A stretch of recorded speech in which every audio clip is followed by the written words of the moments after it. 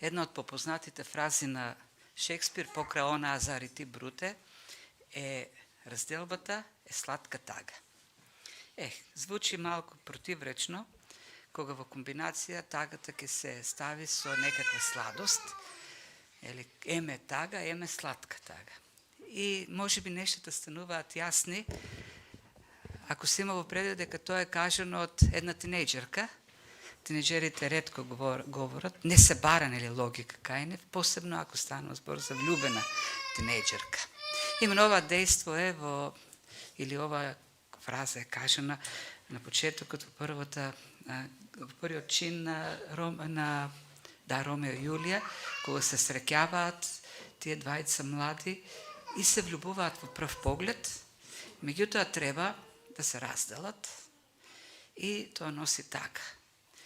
Меѓутоа, таа тага е исполната и со сладост, бидејќи има љубов, една искрена, длабока љубов. И таа тага всушност е помешана и со радосни чувства, зашто пак ќе се сретнат. Така да има смисла во изреката, разделбата или таа нивна разделба е тажна, но во неја има и сладост. Со слични помешани чувства се најдоа и учениците, кога Христос им кажуваше дека ќе си отиде, ќе си замине. Тој самиот во текстот што го прочитавме, им рече, вие сега сте тажни заради ова што ви го реков. Меѓутоа набргу, таа тага од одењето на Христос ќе се некако ќе премине во радост, бидејќи учениците после она што ќе следи, смртта, воскресението, средбата со Христос, доаѓањето на Светиот Дух, ќе разберат дека има плодови, дека сето тоа служи за спасение. И тоа ќе им донесе радост. И понатаму учениците кои ќе се сеќаваат на тие моменти ќе се исполнуваат со тага. Јован, апостолот кој го пишува во Евангелие, единствениот кој присуствувал, бил сведок на искушенијата, на маките кои Христос ги помина на крстот тие неколку часа. Тој беше таму. Мачни неколку часа. И до крајот на животот сигурно Јован кога ќе се сетел на тие мигови, се исполнувал со тага. Меѓутоа, во таа тага имало и наслада, имало некаква радост, бидејќи потоа разбрал дека сето тоа е за да донесе плод, да донесе спасение. Затоа, нели, и Христос овдека најавува, вие тагувате, меѓутоа, на крајот, и тоа ќе заврши потоа во следните текстови, во следното поглавје, сето тоа ќе донесе радост. И таа ваша радост да биде полна. И големата причина всушност, заради која треба да има спокојство во тагата, радост, е најавата. Најавата на доаѓањето на Светиот Дух. Сето тоа треба да се случи, за да може да го прати тој Светиот Дух.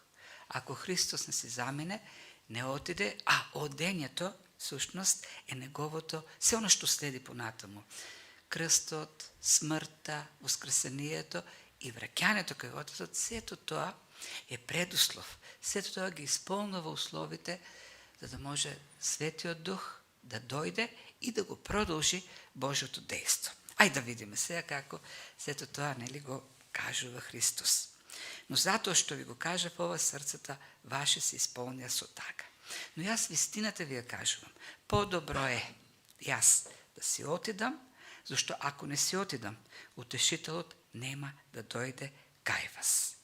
Значи, неговото одење на крстот, неговото конечно заминување кај Отецот, обезбедува услови за доаѓање на Светиот Дух. Без делото на Христос на крстот, не е можно исполнувањето на човекот со Светиот Дух. Христос мораше да умре, да пострада на крстот. Тој таму стана проклет. Го зеде нашето проклетство на законот. Го зеде таму нашиот грев. Пострада за вината за гревот. Казната за гревот. За да може во сето тоа да не врати кај Бог. во единство со Отецот. И тоа единство со Бог, тоа враќање се обезбедува понатаму во едно очистено срце со присуството или вселувањето на Светиот Дух. И тоа е целта на Христовото заминување. И кога говориме за заминување и одење, не мислиме само на неговото одење од земјата, туку она што се случува веќе следните минути, следните часови. Делото на крстот, неговиот погреб, неговото воскресение и неговото вознесение. Така да, тоа дело на крстот човекот го спасува, го доведува до Бог. А животот со Бог се обезбедува понатаму преку Светиот Дух. Така да Светиот Дух од таа своја служба всушност го продолжува Божиото дело кое започнато уште на почетокот. Кога го читаме Стариот Завет, не можеме да не останеме со чувството дека таму главната личност е Отецот. Тоа е оној кој што го врши Божиото дело на подготовка на човештвото за она, да кажеме, втор дел, Евангелијата, каде што главната личност е Христос. Тој е таму, Синот Божи. Неговото дело на спасение на човештвото. А пак, во делата на апостолите, која ги пишува, нели, Лука, главната личност таму гледаме е Светиот Дух. Светиот Дух кој што го продолжува тоа дело Божјо, спасително во Христос преку црквата. И ние живееме во тоа дело на Светиот Дух, како продолжител на Божјото дело на спасение преку Христос, и затоа Христос посветва толку време во оваа последна беседа со учениците, говорејќи за Светиот Дух, за неопходноста од неговото заминување, за да биде пратен Светиот Дух, кој што ќе биде продолжител на тоа дело. Говори за службата на Духот. И во таа служба на Духот тој разграничува две области. Служба на Духот во светот, за кој говореше претходно, во претходните стихови, и службата на Духот со учениците. Ајде да видиме прво таа служба на Духот кон светот.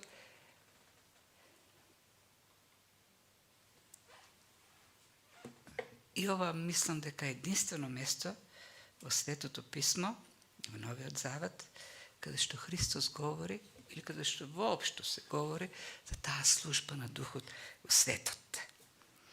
Веќе ги запозна учениците во 14 глава со утешителот, кој ќе им биде како на учениците, ќе им биде како адвокат, утешител, параклет, некој кој што ги застапува, ги штити, ги брани од обвиненија, обвиненијата на ѓаволот, обвиненија на трешната совест и така натаму.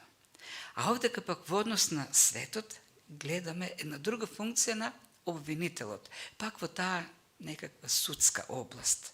Ако е заштитник на учениците кон светот, тоа оној кој што изнесува обвинение, кој што треба да доведе до вина, до сознание за вината.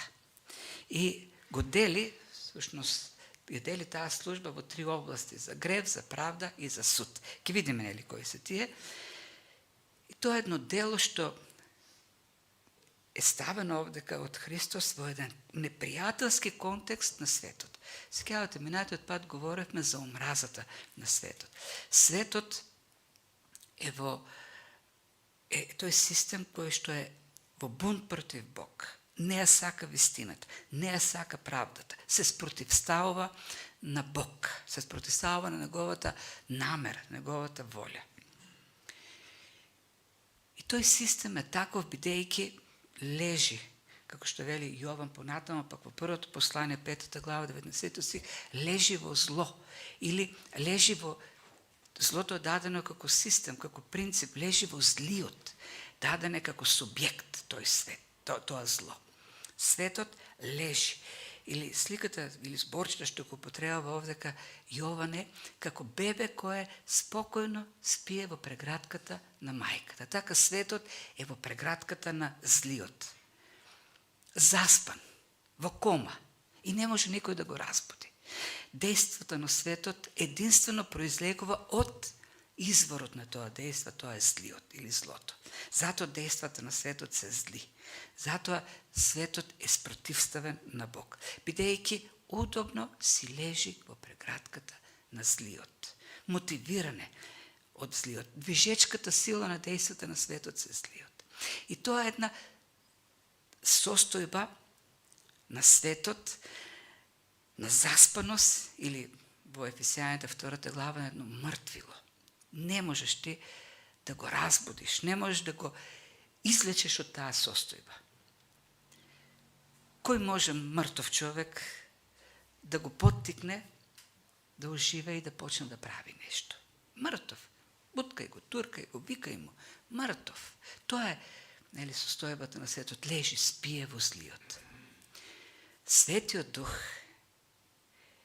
е личноста, божествената личност, која што единствено може да го изведе од таа состојба, да го излече, да го убеди, да го обвини на таков начин што ќе донесе уверување за вадење од таа состојба, од таа заспаност, коматозна состојба во злото, во злиот. И три се областите, како што кажав, во кои што го врши Светиот Дух: грев, правда и суд. И после секое од тие дејства тој дава дефиниција или содржината на дејството. За грев, бидејќи не веруваат во мене; за правда, бидејќи заминувам кај Отецот, нема да ме видите; за суд, бидејќи го победив кнезот на овој свет.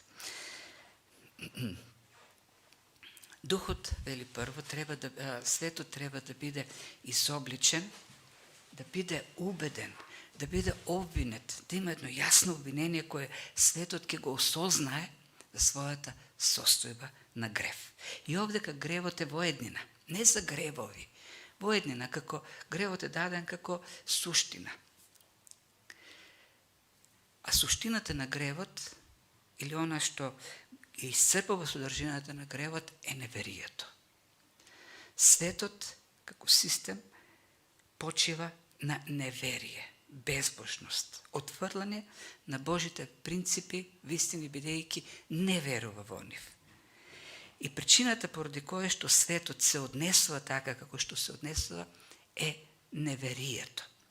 Постапките, дејствата се симптоми кои што ја покажуваат таа состојба на човекот, на неверие. Гревот е неверието, а плодовите се оние постапки кои што ги гледаме. Плодовите на неверието. Ако плодот на присуството на Христос во нас, на Светиот Дух, се оние што ги знаеме: љубов, радост, тоест покорност кон Бог, покажување на Христовиот карактер, плодот на светот е неверието, тоест резултатите на неверието. И не секогаш тие плодови или симптоми изгледаат многу страшни. Страшен е гревот, неверието. А останатите манифестации може да бидат и пријатни. Например, најголемата напас или болест или чума што го нападна Лондон некаде во 70-тиот век, средината на 70-тиот век, и се нарекува големата чума во Лондон, кога 1/5 од населението биле умреле. Симптомот на таа смртоносна болест била една црвена точка на образот. Навидом, наивно, се појавува една црвена точка која навестува смрт. Навестува болест внатре, во организмот. Бидејќи човекот не верува во проблемот во него на гревот, тоест непослушноста, тој ги врши тие дејства на безбожие, сметајќи дека сами по себе не се многу страшни. Што ако извршам прелюба? Па дури може да биде и добра, мислам, може да биде и корисна за човекот. Велат дека во брак човекот во прелюба си го спасува бракот. Може да има корисно дејство. Прелюбата е малиот, може би наивниот симптом честопати кој говори за таа болест, кој води во смрт. Суштина, тоа е неверието. Тоа е плод на состојба, неверие, безбожно. Бунт против Бог кој води на крајот во смрт. Ева, зошто Ева го изврши тоа што го изврши? Кога беше искушувана, таа поверува дека не треба да верува на Бог. Бог рече да не јадат. И таа не веруваше на предупредувањето на Бог какви последици има. Јадењето на јаболкото беше една најебна постапка на неверието, на болеста која води до смрт. Потоа следеше и постапката на Каин, кога изврши убиство и така натаму. Светот едноставно не може да произведе друг плод, освен плодот на неверието. Бунт против Бог. Затоа Христос вели по плодот. Да, тоа се однесува на делата, меѓутоа користи метафора велејќи по плодот ќе ги препознаете. Може ли од каколот да се роди јаболко? Не може. Каколот единствено може да роди трни. Јаболкото раѓа јаболка. И колку Христос да заповеда на каколот да роди грозие, нема да роди грозие. Гранките на Христос раѓаат грозие. Така е. Да, ние не знаеме кој е какол, која е гранка на Христос, но заповедите Христос ги дава кон гранките. Да останат и да дадат плод. Тоа е состојбата на светот. Бунт против Господ, темнина против Господ. Тоа е генералната состојба. Тие не веруваат дека нивното неверие ќе ги донесе пред суд. Дека последиците на нивното неверие не се само тие симптоми што ги покажуваат, туку смрт. Смрт во огненото езеро.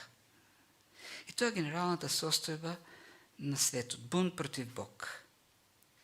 И оставени сами на себе, не можат да излезат од таа состојба. Никој од нас не може да ги изведе од таа состојба. Нема начин. Таму се, во кома, во таа духовна состојба. Единственото нешто, единствениот кој може да ги убеди, да ги просвети, да осознаат во каква состојба се, е Светиот Дух. И тоа е неговата функција. Да ги увери, да изнесе таков обвинителен акт против нив, што тие ќе се осознаат и ќе разберат за страшната состојба во која се наоѓаат, за последиците, за мизеријата во која живеат, за тоа колку се страшни тие симптоми што ги покажуваат на грев, дека лагата не е наивна, лицемерието не е наивно, обвинението против праведните не е наивно, кражбата не е наивна, блудството не е наивно. Тие се страшни симптоми на една многу страшна состојба. Смрт. Светиот Дух е тој кој што обвинува. И тоа го видео, го разбра учениците, и затоа таа тага, од која дојде Светиот Дух на Педесетница, се претвори во радост. На првата проповед на Педесетница, кога со сила дојде Светиот Дух, со оган и со огнени јазици, како бучева на ветер, Петар, кој само 50 дена порано побегна, 3 пати се откаже, од една слугинка побегна, некоја жена која метала тамо во дворот, му рече, ти се од нив те видов, се уплаши. На Педесетница, пред илјадници луѓе. Им рече, многу смело, откако им објасни кој е Христос, вие го распнавте. Вие го распнавте Месијата, вие Бог го распнавте. И тие што го слушаа, пише во Словото, беа разбранувани, вознемирени во срцето. Буквалното зборче се почувствуваа како каснати од оса. Значи, кога оса ќе те касне, почнува да пече. Така се почувствува во срцето, како во срцето оса да дошло и да ги касне. Од кај дојде таа реакција? Па тие луѓе и Христос го слушале, како им го говори тоа. Христос им го кажуваше. Кој е тој? И немаше никаква реакција. И сега кога Петар им го кажува, наеднаш се разбудија. Осознаа каква постапка изврши. Осознаа кого распнале. И веднаш праша како да се избавиме сега од тоа. Кој е спасот? Очигледно дека страшна е пресудата над нас. И Петар им рече, покајте се, крстете се и така натаму. На што се должи тоа? На некаква способност на Петар, на некаква негова риторика, на изглед, на смелост. Да, сето тоа може би го имаш, но причината за сето тоа беше действото на Светиот Дух. Тој ги разбуди од таа состојба на бунт против Бог и осознаа. И поверуваа, и илјадници поверуваа. И го прави тоа Светиот Дух. Низ целата историја. Луѓе кои се длабоко во гревот, во темнината, тој ги води од таа, ги вади од таа ситуација. Ги осветлува за состојбата во која се наоѓаат. Од многото ситуација е само една така која ми прави впечаток е од службата на Тори, еден од учителите, проповедниците во Муди црквата и Муди институтот, проповедал во некоја црква. И после проповедта, после службата дошол некој човек и му рекол, еден пријател ме донесе овдека, слушав, јас сум тежок случај, комарџија, се загубив, семејство го загубив, ама ми е многу тешко додека слушав и почнал да плаче. Плаче и не може да се смири. И реди, извини, не знам што ми се случува. И Тори му рекол, знам што ти се случува. Светиот Дух действува, те изобличува да се покаеш. И му го споделил Евангелието. И човекот се покаял и се посветил на Господ и почнал да му служи. И бил изведен од таа пропаст во која се наоѓал. И тоа е чудото, тоа се делата за кои што Христос им говори на учениците дека ќе ги вршат кога ќе дојде Утешителот. На црквата денес се жали, има луѓе кои се жалат, велат нема воскресенија, нема чуда, нема исцеленија. Неголемото чудо е тоа човек да биде извечен од таа смртоносна преградка на злото, на злиот. Нема поголемо чудо од тоа. Да, Лазар беше воскреснат. Христос го воскресна од мртвите. Но поголемото чудо беше Савле, арогантен фарисеј, самоправеден. Го мразеше Христос. Сакаше да го уништи, да го срамни со земја целото негово дело, со тоа што ќе ги убие неговите следбеници. И тој бунтовен, арогантен, непријател на Христос, стана Христов служител, апостол. Потоа кога почна да го шири Евангелието и беше во Солун, и кога го обвинија, обвинителите рекоа, овој го преврте светот наопако. И навистина тоа го правеше Павле, го превртуваше светот наопако. Она што за светот изгледаше како правилно, тој го превртуваше наопако. Тоа е чудото. За тоа чудо ние треба да се молиме. Бог да прави чудо во Македонија, кој толку многу треба потреба од тоа чудо. Тоа чудо го врши Светиот Дух, така што Словото го прави живо во срцата на луѓето. Второ, Светиот Дух го уверува светот, осна тоа што го уверува за гревот, за таа состојба во која се наоѓаат на мртвило, заробени од темнината, во бунт против Бог, произведувајќи неправеден плод, ги уверува за правдата или за нивната неправда. Зошто? За правда јас си одам кај Отецот. И веќе нема да ме видите. Пак, сега, овдека треба да го имам во предвид контекстот, тој најнепосреден контекст историски, тоа е Христовото заминување. Се она што следи понатаму. Следеше смртта, воскресението и вознесението. Крајниот чин, враќањето на Христос кај Отецот, значише само едно нешто. Христос е праведен. Се враќа како праведен кај Отецот. Во очите на луѓето Христос беше неправедниот разбойник на крстот. Тоа беше представата, перцепцијата на луѓето за Христос. Тој беше распнат меѓу разбойници. И луѓето гледаа на него како на распнат разбойник. Враќањето кај Отецот е потврда доказ дека тоа дело беше праведно дело, дека Христос е праведникот кој се враќа како праведен кај Отецот. Се потврди дека тоа дело што Христос го изврши на крстот, откако го зеде гревот, казната, вината за гревот, тој остана праведен. И тој е тој кој што ја дава правдата. И службата на Светиот Дух е да го убеди светот дека сите негови обиди за правда се залудни. Да, светот има стандарди, критериуми. И ние ги имаме тие стандарди, критериуми, со кои сакаме да се покажеме во светот. Светски стандарди, човечки стандарди. Може да е филозофија, може да е религија, може да е идеологија, може да е систем. Но сето тоа е никаква правда. Сето тоа е како валкана облека во очите на Бог. Христос е правдата, праведникот. Доказ за тоа е што се врати кај Отецот и нема повеќе да ме видите. Таму си замина. Примен од десно на Отецот. Седна, добивајќи ја славата, враќајќи ја славата. И добивајќи уште повеќе слава. Светот Дух кој изобличува светот за неговата неправда, бидејќи тој е во злото, лежи во злото, врши дела на неправда, не е праведен. Само Христос или неговата правда е она што Бог ја прифаќа. И може да биде прифатен, да дојде кај Бог само во Христовата правда. Тоа е службата на Светиот Дух. Така што Духот го уверува светот за собствената грешност, неправда и придобивање на правдата само во Христос.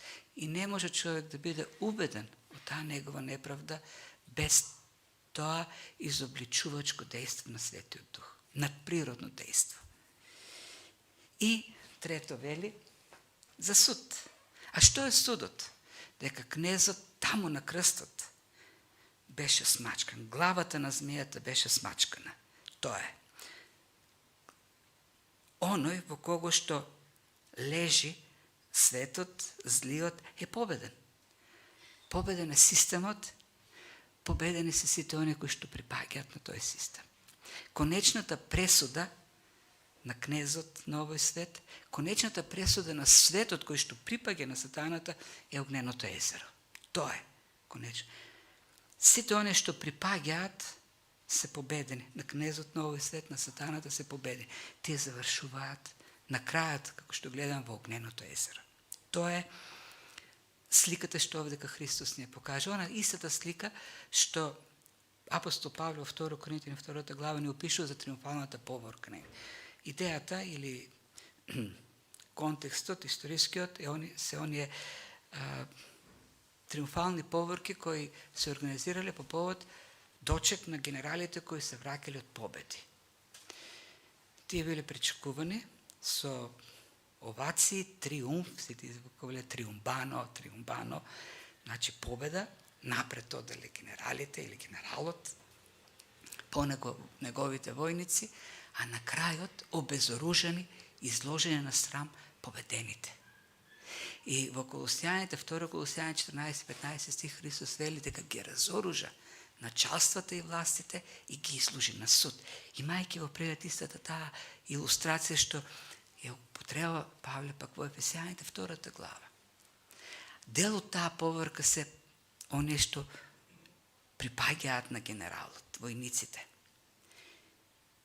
И третото изобличување што Духот го прави е ти припаѓаш на поразениот како дел од светот. Во Христос ти можеш да бидеш победник. Да станеш дел од таа победничка. Не таму на крајот оние кои што се обезоружени во окови, во срам, изложени на срам туку како победници. Во Христос победници над овој свет, победници на кнезот на овој свет. Всушност, тоа што го прави сатаната е ги поставува луѓето да осознаат дека припаѓаат на еден победен свет кој раѓа зло, бидејќи живее во него злото, а во Христос имат победа, живот со Бог, единство со него. Така да гледате овде ги разделува всушност по една логика Христос, тие служби, нели, на благодат на Христос, ги разобличува прво западнатата состојба на човекот и потоа реалноста на двете власти. Власта на Христос и власта на сатаната. Христос е праведен, вистинит, победник, сатаната е неправедниот, измамник, победениот. И кога човек ќе биде убеден за греф, јасен е изборот. Оправдан во Христос, во живот со Господ, победник.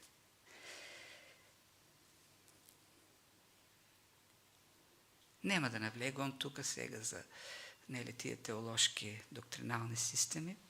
Она што сака да го каже текстот, имаме практичниот дел. Ако не веруваш во Христос, покај се, тоа е. Нема размислување за тоа дали си во едниот список или другиот. Ти имаш одговорност да се покаеш. Инако остануваш во тој свет кој ќе заврши во огненото езеро. Во срам. Покај се, барај го. Има една вистина. Секој што доаѓа пред Бог со покаяние, Бог го прифаќа. Тоа е. Ако не си со Христос, ако не веруваш, покај се, барај Христос да ти даде, барај Духот да те осветли. Плачи пред Него. Моли се. И Тој ќе те прими.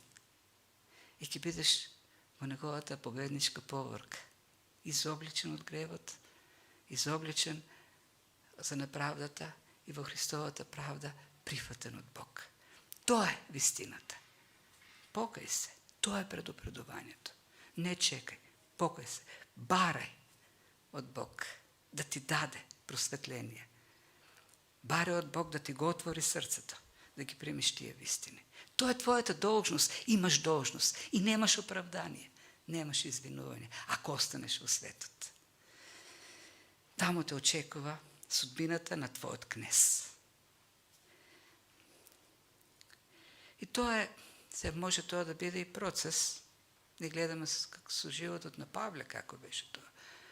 Павле е човек кој, или Савле, учествуваше во убиството на Стефан. Го одобруваше убиството на Стефан. Беше таму. Стефан беше убиен во синагогата на елините во Ерусалим. Стефан пред да биде убиен даде на проповед за односот на евреите кон Бог во целиот Стар Завет. Како ги убива сите пратени од Бог и на крајот и самиот Бог дојде и него го убие. И Стефан беше каменуван. Тоа нешто не останало во така, туку така во главата на Стефан, потоа кога стана Петар. И кога Савле, пред портите на Дамаск падна во покаяние, окрена од светлината на Христос, дел од целиот тој процес беше случката со Стефан. И кога тој после Дамаск се врати во Ерусалим, првото нешто што го направи, кое беше? Отиде во истата таа синагога, каде што Стефан беше осуден и убиен. Кај оние што го убија Стефан, да им каже, ние не бевме во право, но Бог ме просветли и вие треба да се покаете. И пишува дека се расправаше со тие таму во синагогата. Ги обедуваше, им говореше, бидејќи таа случка остави длабока трага во неговиот живот.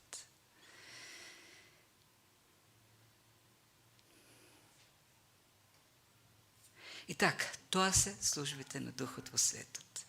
Разобличување, како обвинение кој го изнесува, кое што тие треба да се стреснат луѓето во светот.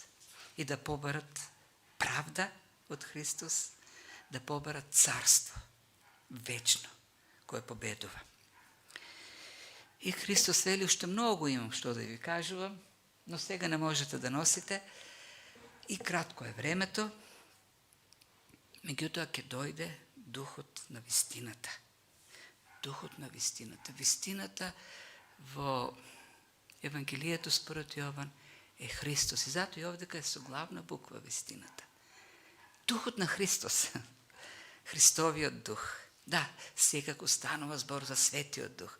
Но Христос го нарекува Духот на вистината. Зашто целата служба на Светиот Дух се сведува, се врзува со Христос. Вели, од себе нема да зборува, тука ќе говори што ќе чуе. Тој мене ќе ме прослави, зашто од моето ќе земе и ќе ве јави. Се што Отецот е моје, затоа и ви реков дека од моето ќе земе и ќе ве јави. Од мене. Јас сум опсегот на вистината во која што Духот ќе ви говори, ќе ви разјаснува, ќе ви продлабочува, ќе ве води, ќе ве упатува, ќе ве продлабочува во знаење. И одека не само за природата на службата на Духот говори Христос, но и самата природа на Духот. Кога нели говоревме во 14 глава ке за тоа, за именка во среден род, тој употребува лична заменка во машки род. Пнеума е среден род, а тој говори тој, во или трето лице машки род. И самата дејност да води, зборчето ќе ве упати, ќе ве насочува, ќе ве води низ нешто. Говори за служба на личност, некој кој што има капацитети рационални, умствени да го прави тоа. Што прави тоа? Упати, води. И тоа во сета вистина. И кога говори во сета вистина, употреба еден предлог кој укажува на водење во некаква област. Ке ве води во вистината. Не водење кон нешто, водење до нешто, туку водење во рамките на нешто. Ке ги води во Христос. Во она што Христос им го откри. Нема да им открива друга вистина, туку ќе им открива вистината Христос. Тоа е неговата служба. Ке ги подлабочува во учењето што Христос им го открива. Ке им го разјаснува сето тоа. Ке им најавува, и кога ќе им најавува што ќе се случи во еднината, не станува збор овдека за некаква есхатологија, туку неколку наврати, 3 наврати го употреба зборот на ангелот, што значи ќе ви известува. Зима од еден, како поштар, да носи на друг. Зима од Христос, за да доставува на учениците. Тоа е таа посредничка служба на вестител. Како вестител Светиот Дух се јавува овдека. Не како извор на нешто, туку нешто што зима, за да го пренесе. И секако она што ќе дојде не е нешто во контекст, во контекстот тоа што се случува, она што следи да се случува. Ке ги води за учењето за крстот, за воскресението, вознесението, за спасението.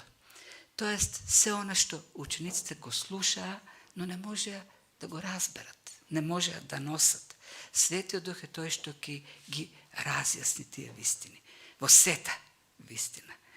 Светиот Дух е тој што понатаму ќе им помогне тоа да го преточат во посланија, да го преточат во книги, да имаме нов завет. И новиот завет ја опфаќа таа сета вистина Христова, која учениците преку Светиот Дух ја разбраа и ни ја пренесоа.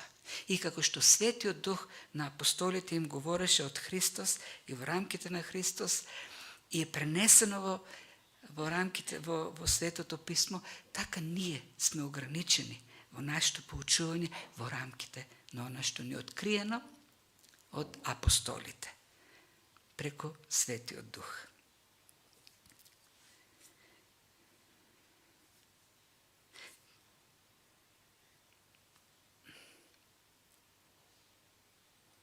И тоа станува појаснели во 14 и 15 стих. Тој мене ќе ме прослави, зашто од моето ќе земе и ќе ве јави. Што значи од моето? Од моето. И тука го говори за моето, и говори за учење, говори за вистина, говори се тоа што тој го прави. И делото е дел од тоа учење што Христос Духот го објавува. И таа негова служба е самопонижувачка. Тој мене ќе ме прослави. Христос пак рече дека е дојден да го прослави Отецот. И не рековме дека думата прославување, слава, откривање на слава, значи откривање на некакви внатрешен сјај, внатрешен карактер. Откривање на нешто што не можеме јасно да го видиме, но сега излегува на светлина. Да го открие делото на Христос, личноста на Христос. И така човекот да се воскити од сето тоа што е направено во Христос. Целта на Светиот Дух е пред човекот, пред учениците да биде објаснета, да биде објаснен Христос, неговото дело. И тоа да донесе воскит, тоа да донесе прославување. Како што целта пак на Христос беше да го објави планот или волјата на Отецот кој се остварува во Него. И гледате, во тие, така да кажеме, процеси на однос на Бог кон созданието за спасение, имаме една субординација која не треба да ја сватиме како субординација или подчинетост или подреденост на личностите во нивните суштини, во нивните вечни односи. Не, тоа е во однос на спасението само. Едно доброволно подчинување на Синот кон Отецот да изврши неговата волја за спасение на светот, а потоа пак Духот во едно доброволно подчинување на Синот го објавува тоа дело на спасение и така носи слава на оној кој го врши тоа дело реално на крстот. И тоа е, ако тоа е целта или мисијата на Светиот Дух, тоа е мисијата и на апостолите, тоа е мисијата на верникот. Кога Христос ги пушти учениците пред неговото вознесение, им даде заповед, им рече: ќе ми бидете сведоци од Ерусалим, Јудеја, Самарија и до крајот на светот. Мои сведоци ќе бидете, ќе откривате мојата слава, моето учење, делото на спасение. А Светиот Дух ќе го врши истото. Тоа ќе го правите преку Светиот Дух кој мене ме прославува. Тоа е суштината на поучувањето на Светиот Дух, тоа е суштината на поучувањето и на апостолите. Потоа кога апостолите водени, вдахновени од Светиот Дух, ги пишуваа сите тие книги, ти не излега од рамките на Христовото учење. Дури од она што им беше најавувано од самиот Христос. Дури и во книгата Откровение, кое за нас е толку мистериозно. Што ново има во таа книга, а што учениците не го слушнаа од Христос? Тоа дека сатаната е поразен, тоа дека неговата казна е вечна, дека тој е победник, сите тие нешто ги гледаме понатаму. Ништо ново тие не открија. Немаше ново, некои нови или поразлични откровенија. Она што Христос им го откри, тоа Светиот Дух ги водеше во тоа и тоа остана запишено. И тоа е вдахновено од Светиот Дух, дадено, издишено од Бог преку Духот. И затоа и Светиот Дух денес нас не води. Денес Светиот Дух нас не води. Не просветлува. Исто како што ги водеше учениците, останувата упати во неговата вистина, во Христос, во она што ни го оставија апостолите. И единствено во тоа не води. Единствено во богооткриеното, боговдахновено учење запишено во Светото Писмо. Светиот Дух нема да не просветлува преку книги. Нема да не просветлува преку катехизиси. Нема да не просветлува преку систематски теологии. Тие ќе ни помагаат да разјасниме, да разбереме подобро. Но дејството на Светиот Дух е преку боговдахновеното Слово на Господ, кое е запишено. И кога ние читаме, размислуваме, се молиме, Светиот Дух ја врши таа функција да не води, да ни разјаснува, да ни продлабочува, да не преобразува, да го оживува тоа во нас, да не прави повеќе како Христос. Ништо друго нема да ја врши таа функција, зашто само Словото на Бог, Писмото кое ни е оставено, го содржи во себе дејството на Светиот Дух, зашто преку Светиот Дух е дадено. Тамо, единствено тамо имаме гаранција дека е земено од Христос и ни е дадено, запишнено. Само тамо е гаранцијата дека тоа е од Бог. И само тамо е гаранцијата дека тоа ќе действува во нас, како живот ќе ни дава живот. И тоа е функцијата, нашата служба, тоа е нашиот живот со Христос. Ние не можеме да пренесеме плод ако не останеме како гранки на Христос. Тоа е една целата долга проповед што им ја дава овдека Христос. Не може некој да даде плод ако не остане на гранката. А тој не може да биде на гранката или нема да има општене со Христос без Словото и Светиот Дух кој го води во тоа Слово и го осветлува. И се повеќе го преобразува.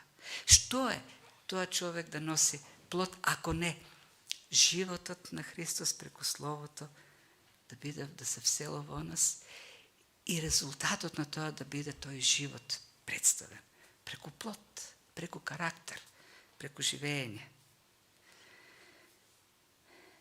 И тоа е и целта на проповедта.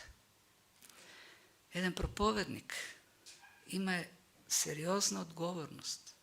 Тоа боговдахновено слово, во кое действа Светиот Дух, кое просветлува Духот, да биде објаснувано, да биде нудено, да биде сервирано на Божите луѓе.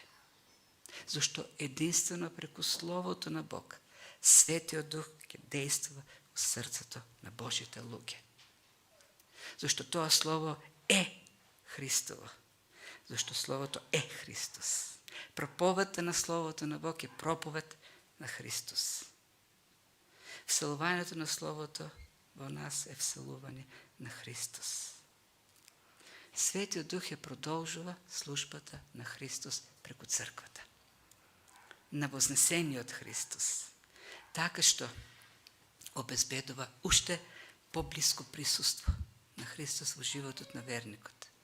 Преку Духот Христос доаѓа да живее во нас. Затоа се нарекува Христов Дух, Светиот Дух.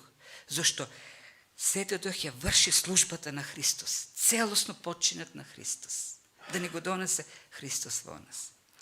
И знакот на еден живот во кој што присуствува Словото и Духот е живот кој го прославува Христос.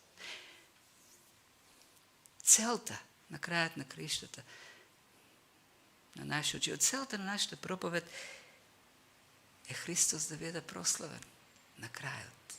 Ако не се постигне таа цел, Светиот Дух не бил присутен. Ако Светиот Дух има таква цел во животот, во службата кон верниците, колку повеќе еден верник треба да има таа цел во својата служба. А таа цел се постигнува кога се проповеда Христос. Славата на Христос, кој потоа треба да стане наше прославување.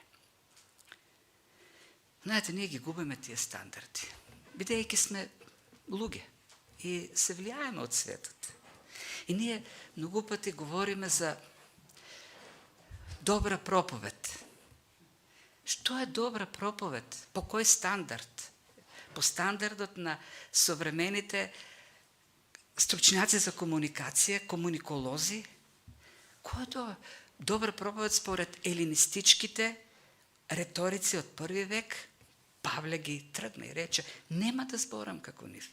Зашто не сакам вие во Корин кои се восхитувате од тие да тргнете по мене заради красноречивост. Единствено ви го говорам она што Христос ми го објави преку силата на Духот, за да знам ако тргнете по еден таков никаков како мене, сте тргнале не по мене, туку сте тргнале заради Духот, бидејќи сте били убедени од Него. Дури еден, си мислам на Самуил, кој беше Божи човек, цел живот растеше во скинијата, во светилиштето, Божи пророк. Пророк беше. И кога Бог му рече, остави го Саул, имам друг цар. Не можеше Саул да се помири. Кај ќе најде како Саул друг таков? Саул беше за глава повисок од другите, 2 метри, мажиште. Успеа да воведе ред во безредието на судиите.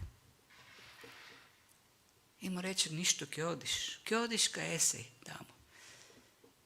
Му беше страв, ке ме убијат, ништо. Рече дека одиш со една волица, не знам, женски вол, дека ќе принесе жртва таму во домот.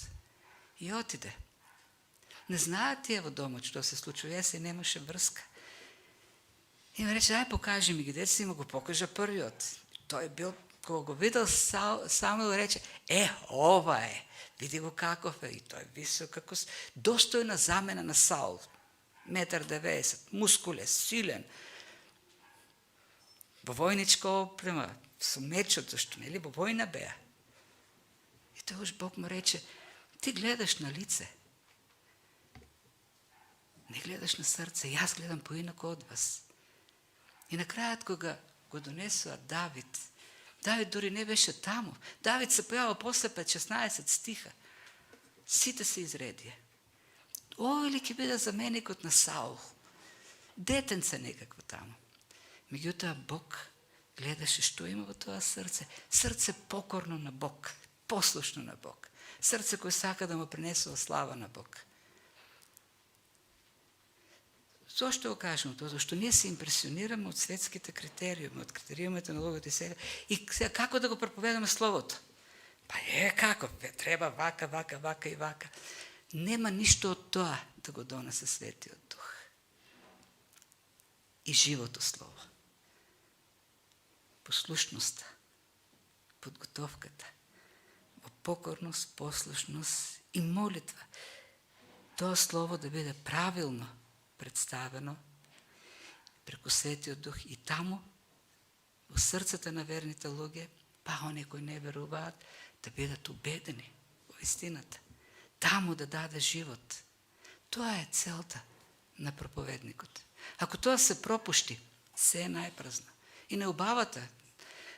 Знаете што? Да одиме на факултет за драмска уметност, човек да викнеме, да проповеда, тој ќе најде на вештачка интелигенција проповед, знаете како ќе ја изрецитира? Ќе паднеме во несвест сите. Ќе биде најдобриот перформанс што може да се направи.